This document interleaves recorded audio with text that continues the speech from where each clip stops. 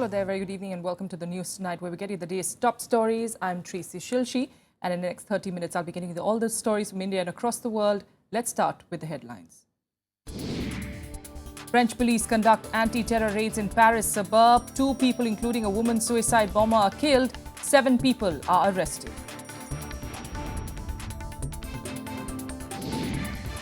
Prime Minister Narendra Modi calls for economic sanctions and targeting the proceeds of crime to choke terror funding.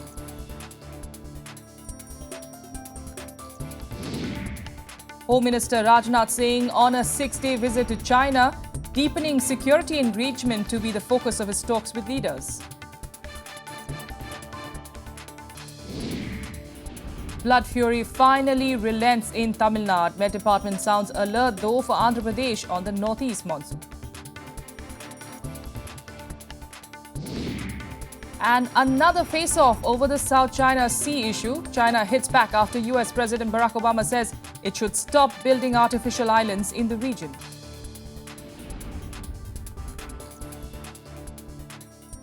Our top story on the latest that's coming in from France and prime suspect in the Paris attacks. Belgian jihadist Abdelhamid Abaoud may have committed suicide in the pre-dawn raids by the French police.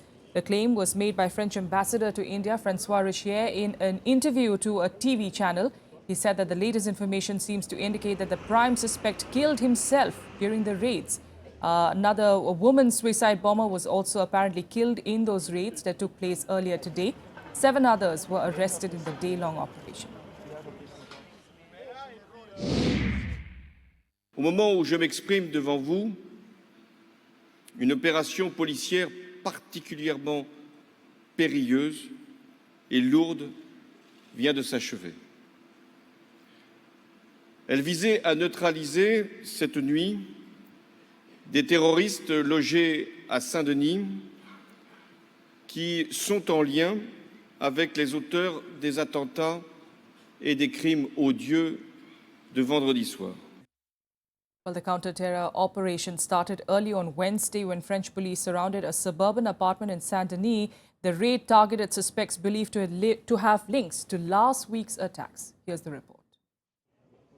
Armed police raided a flat in the North Paris suburb of Saint-Denis in an operation linked to Friday's attacks. A female suspect blew herself up with a suicide belt. French police confirmed that 2 suspects died and 7 were arrested. A 7-year-old police dog was also killed in the apartment in Saint-Denis. There were explosions and gunfire in the operation which went on for 6 hours. Depuis ce matin, à 4 heures, les policiers du RAID et de la BRI ont conduit une opération destinée à mettre hors d'état de nuire des terroristes. The focus of the operation was to nab Abdelhamid Abaoud, the alleged mastermind of the Islamic State-claimed attacks that killed 129 people last week. Abaoud was believed to be holed up in the apartment in Saint-Denis. So who is Abdelhamid Abaoud? He is the suspected mastermind of the Paris attacks. He is thought to be from Molenbeek area of Brussels, which is also home to other members of the terror cell that carried out the massacre. He is a 27-year-old Belgian of Moroccan origin and is reported to have had links to thwarted attacks on a Paris-bound train when 2 US soldiers and a civilian overpowered a gunman. Meanwhile, 2 Air France flights headed from the United States to Paris were diverted because of bomb threats. Both flights landed safely, were searched and given the all-clear by Canadian and US authorities. Flight 65 en route from Los Angeles to Paris was diverted to Salt Lake City, and shortly afterward, Air France Flight 55 from Washington to Paris was diverted to an airport in Nova Scotia, Canada. Bureau Report, Rajya Sabha Television. But for more on this story and, of course, the world's reaction to it, we've got Javed Naqvi, who is a senior journalist, joining us from the capital this evening. Javed, you know, France, of course, doing what it needs to do at this point of time, of course, to find those who were perpetrators of this attack. But a larger question that, of course, looms, especially on the world powers, especially coming after the G20 summit, where, President Putin, the Russian president, said that a lot of, about 40 countries are funding the ISIS. Many of them also from the G20 congregation.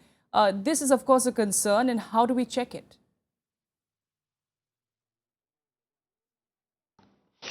Do you remember Alfred Tennyson's famous poem about a tragedy that occurred in the Crimean War.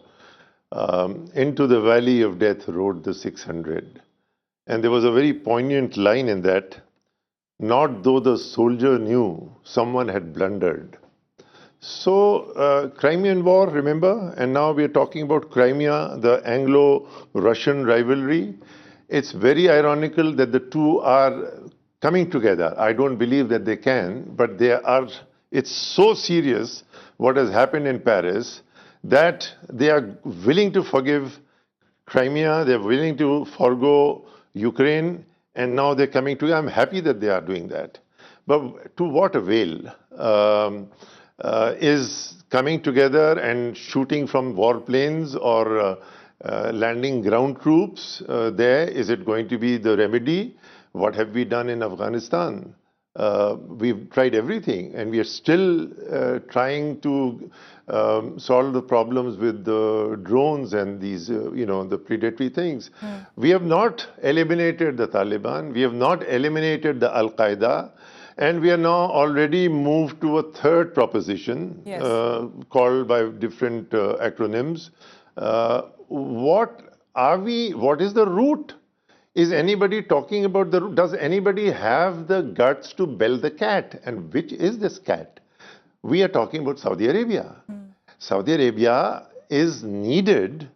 First, it was needed by the Americans as a substitute for Iran, which they lost in 1979 with the revolution. So they needed somebody else. Saudis became an ally of Israel, and I was witness to this in 1980-81 when there was a Fez summit in the Arab League Fez summit, where the Saudis proposed a plan in which the Arab League was required to recognize Israel as an independent state. Now, all the states that refused to do that lie in ruins today, which includes Syria, Yes. which included Libya, which included Iraq. In other words, everybody who opposed Saudi plan to recognize Israel, including the PLO, including Arafat, lies in ruins today. So such is the assault of Saudi. And what have we produced out of those ruins? We have produced Al-Qaeda, we have produced Al-Nusra, we have produced this Al-Baghdadi, and now we are even desperately trying to put the two famous rivals of the Crimean War, of the charge of the Light Brigade, coming together to solve this problem. I don't see this happening. So what you're saying soon, is just, this is because the just mere resolve lip is not service there from all the world leaders, because when it comes to the crux of the issue, no one's, of course, ready to deal with that.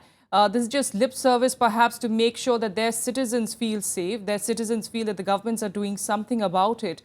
So what happens? I mean, we do have, of course, what happens as far as, let's say, an ISIS for the moment? Because we do know this, it is, of course, spreading. Yesterday itself, we got Rajnath Singh, of course, saying that, this is a threat which is very real to India as well.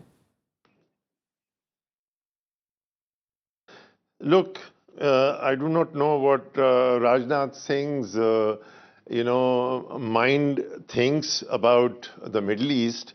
He is concerned about India, which he should be doing. But as far as the Middle East is concerned, we needed a regime change in one country. We are trying to seek a regime change in the wrong country. In fact, we have demolished all the secular states.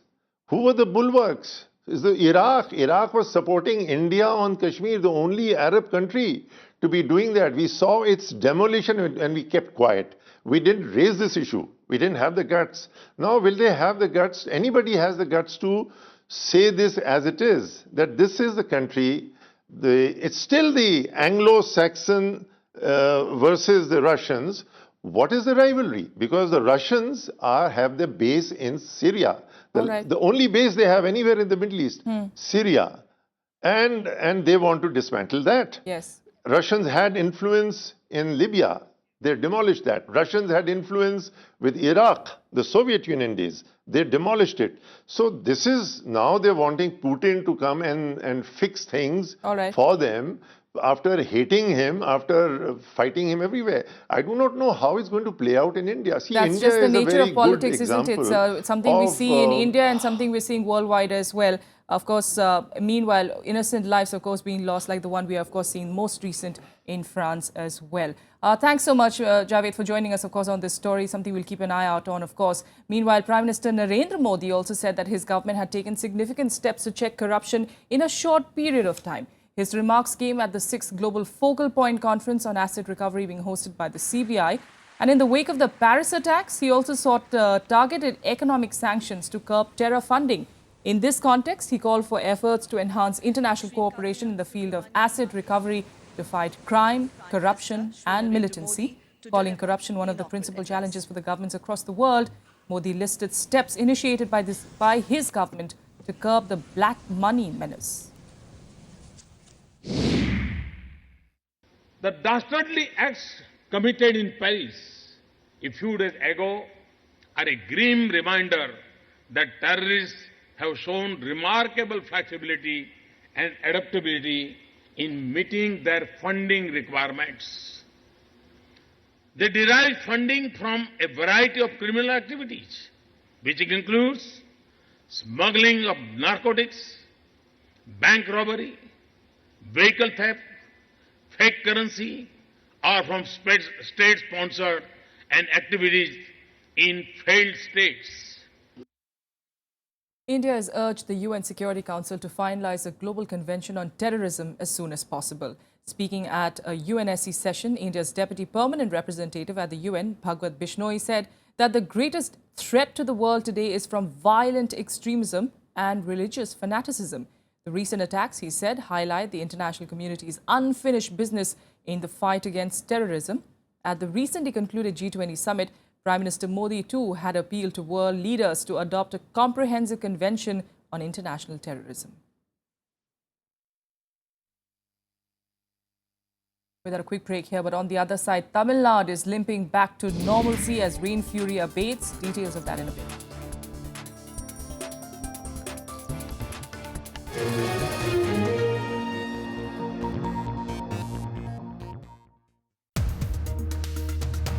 We cannot afford to ignore the critical review of the whole election and its outcome.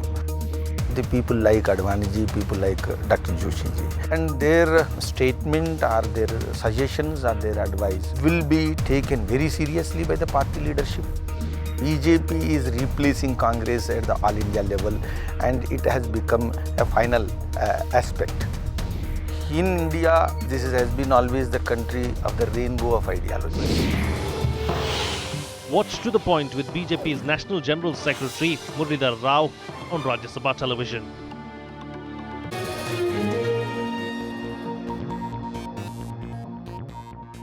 Welcome back to the news tonight. Now, Home Minister Rajnath Singh starts a key visit to China today, strengthening security relations and checking arms smuggling to militants in the northeast of India will top his agenda. This is the first trip by an Indian Home Minister to China in 10 years. Home Minister Rajnath Singh's 6-day visit to China is coming against the backdrop of a steady improvement of relations between the two countries. Terrorism is our common foe today. China is also facing a problem on its western Tibet border, Xinjiang area from Uyghurs, which is a tribe there. India, of course, has been a major target of terrorist attacks. So whatever information, intelligence sharing we can do on the subject of terrorists would be, I think, a priority area for both of them. Both China and India face a constant threat of cross-border terrorism, ironically stemming up from the same neighbor, Pakistan. Besides the issue of terror, the Home Minister will talk about security cooperation, focusing on a more effective crackdown by China on militant groups in the northeast. Well, as far as the Home Minister's visit is concerned, it should be an important visit. As you know, after 10 years, an Indian Home Minister will be visiting China. Their focus should be on border management, better management of situations on border. And I think he will also discuss with the Chinese counterparts on the small Chinese arms that are found with the northeastern insurgents. That will be the focus of his trips. Rajnath Singh will spend 3 days in Beijing, followed by a 3-day stay in Shanghai. Besides talks with his Chinese counterpart, the Home Minister is also expected to call on Chinese President Xi Jinping and Prime Minister Li Keqiang. Palak Sharma's report for Rajya Sabha TV. In an attempt to boost the infrastructure sector, the Union Cabinet today approved fast-tracking several rail and road projects. It also cleared some new projects as well. Other decisions included a 10% stake sale in state-owned Coal India Limited was also approved, in fact, in a move that could fetch around 20,000 crore rupees to the exchequer. 34 stalled road projects got a shot in the arm, with Cabinet asking the ministry to take measures to revive them. In its first meeting after the Bihar election results, Cabinet also approved fast-tracking of the stalled bridge over the river Ganga in Munger in Bihar. With this approval today of the revised project cost of 2,774 crore rupees for the construction of this rail-cum-road bridge over Ganga at Munger, we believe this project will get a significant boost and kickstart development in Bihar. 10% stake sale in state-owned Coal India Limited was also approved in a move that could fetch around 20,000 crore rupees to the exchequer. Cabinet also gave its nod to setting up of National Resource Facility for Biomedical Research at Genome Valley in Hyderabad, extension of Crime and Criminal Tracking Network and Systems Project, an interest equalization scheme on pre- and post-shipment rupee export credit. Cabinet also approved a hike in relief to migrants from hilly areas of Jammu and new jobs and houses for Kashmiri Pandits. The Cabinet today resolved that there will be 3,000 additional jobs made available for the Kashmiri Pandit community. There will also be a provision for providing them 6,000 houses to all these people who take up these jobs.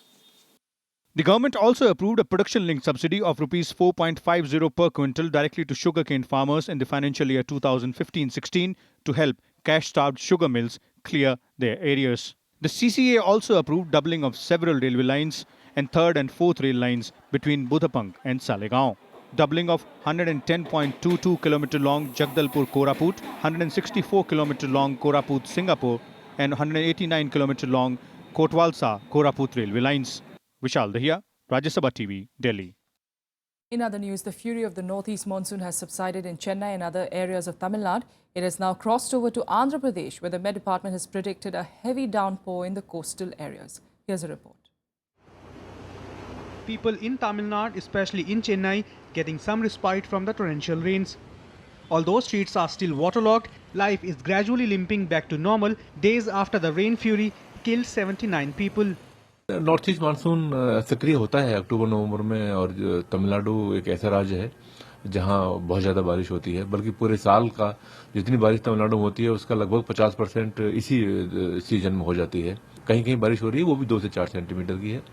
और जो system था जिसकी वजह से बारिश हुई थी वो अब तटीय आंध्र प्रदेश की तरफ है, तो थोड़ा बारिश इस समय तटीय आंध्र प्रदेश और रायलसीमा में ज्यादा है और तमिलनाडु में बारिश में काफी कमी है.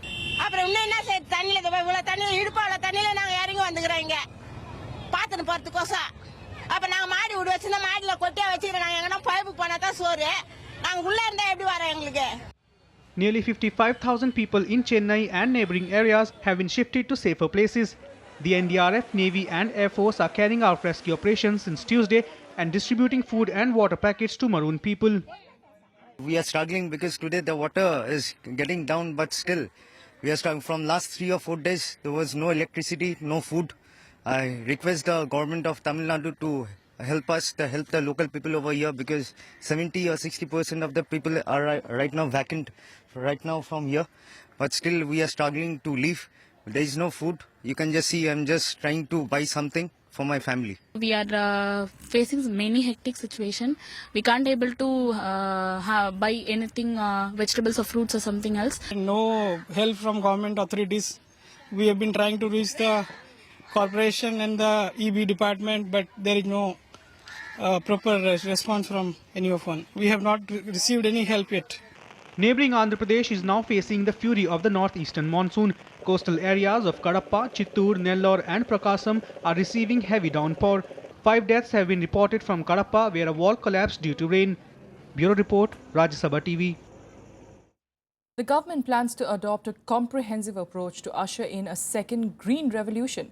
Part of the strategy is to unveil a new fertilizer policy and increase application of agrochemicals. Faced with failing farm productivity, rising food prices and farmer suicides, the government is desperately looking for another green revolution.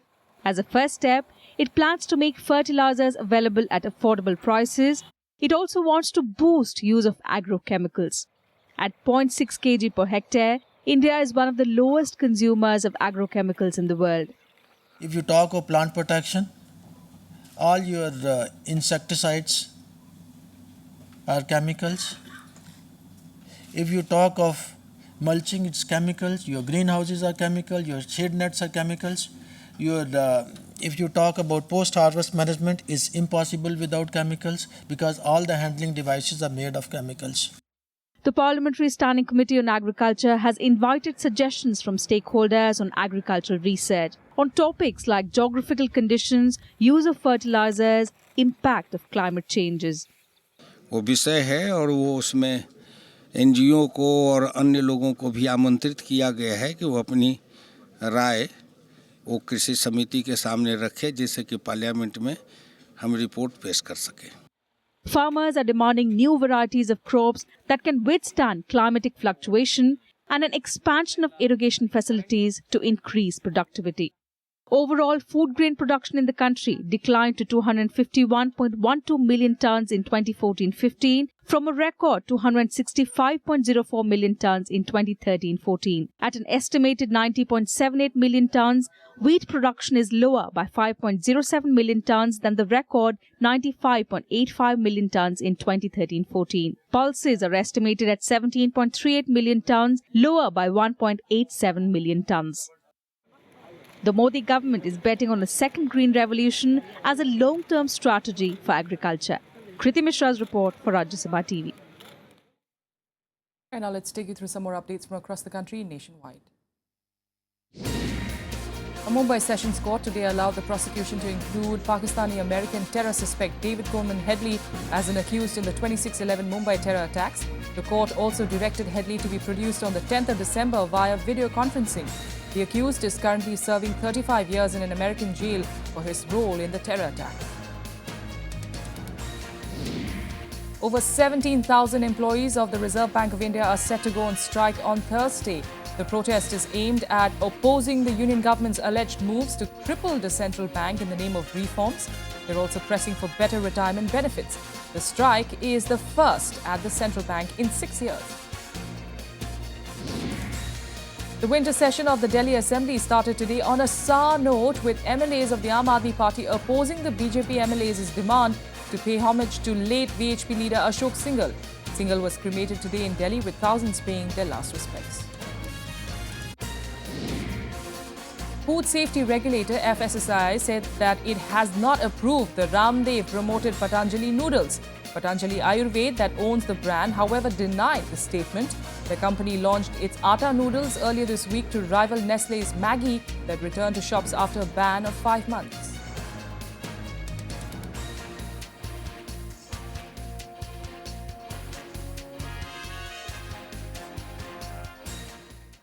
International news, and another US-China face-off is brewing over the disputed South China Sea. At the ongoing APEC summit in Manila, US President Barack Obama warned China to stop building artificial islands in the SCS region. China hit back though, saying under the traditional military cooperation agreement, the US should neither target a third party nor damage sovereignty of other countries. The United States sternly warning China to stop reclaiming islands in the disputed South China Sea. Speaking at an economic meet of the APEC nations in Manila, US President Barack Obama said the US is committed to the security of the Philippines, one of its closest allies in the region. On Tuesday, Obama announced monetary and naval assistance to the Philippines. He also visited a Coast Guard cutter donated by America to the Philippines. The United States has been committed to the security of this region for more than 70 years. We intend to transfer 2 additional ships to the Philippine Navy. A research vessel to help map its territorial waters, and another U.S. Coast Guard cutter to bolster the Navy's ability to conduct long-endurance patrols. As part of our larger plan to increase maritime security assistance to our allies and our partners across the region. $250 million over the course of 2 years. I take this opportunity to reiterate the Philippines' view that the freedom of navigation and overflight in the South China Sea must be continuously upheld, consistent with international law. The US intervention has angered China, which has urged Obama to stop hyping up the South China Sea issue. 中方在南沙群岛部分驻守岛礁上的建设活动，完全是中国主权范围内的事情，合情、合理、合法。 China also termed it a provocative action by the United States. President Xi Jinping, who is also in Manila for the summit, urged Pacific nations to resolve their differences through dialogue.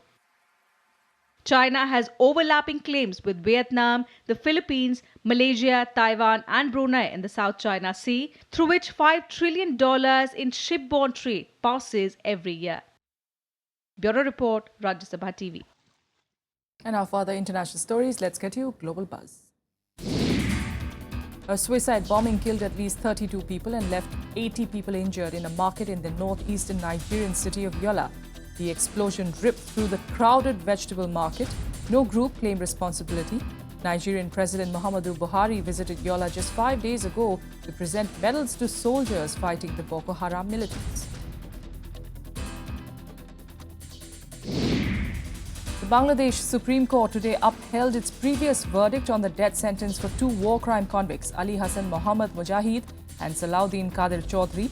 The court rejected their pleas to review death sentences for crimes against humanity during the country's war on independence in 1971. In the U.S., Louisiana Governor Bobby Jindal suspended his campaign for the Republican nomination for president in 2016. Jindal has consistently polled on the lower end of the pack of Republicans seeking the party's nomination for the election.